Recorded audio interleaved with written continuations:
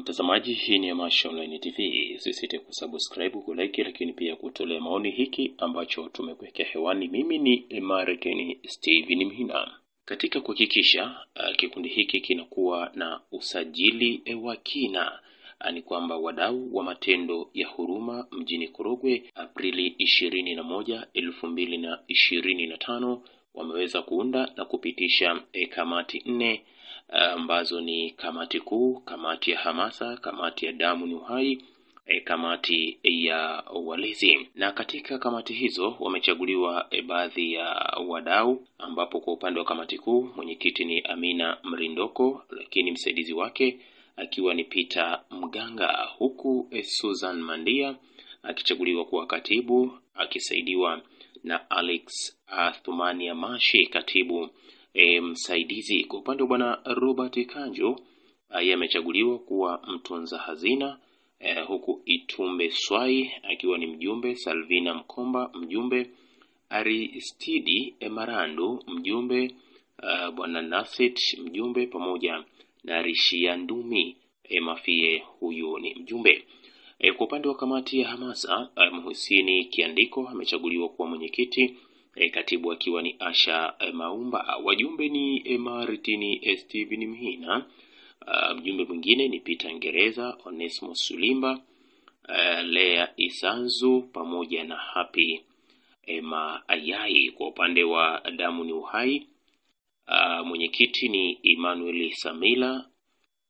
Kwa upande wa katibu ni Christina Ndohwe, huku Lucas Wazimamoto akiwa ni mjumbe, Rehema Letara mjumbe, Hilda Mbati mjumbe, Fatuma Pandu mjumbe, pamoja na bwana Magogo. Kwa upande wa kamati ya walezi, mwenyekiti ni Eliza Yagaza, huku Joseph Komba akiwa ni katibu, Aneti Kimaro mjumbe, Ana Yagaza mjumbe, Mwanamvua Mwachorozi mjumbe, pamoja na Francis Mkabenga, yeye pia ni mjumbe. Kwa kikao cha leo nimechaguliwa kama mwenyekiti wa kikundi cha matendo ya huruma halmashauri ya mji Korogwe. Ninaahidi kutoa ushirikiano wa hali na mali katika kuhakikisha kwamba tunawafikia wahitaji na kuleta tabasamu kwa wenye shida mbalimbali. Ninawashukuru sana wana matendo ya huruma kwa kuona kwamba mimi ninafaa kuongoza gurudumu hili.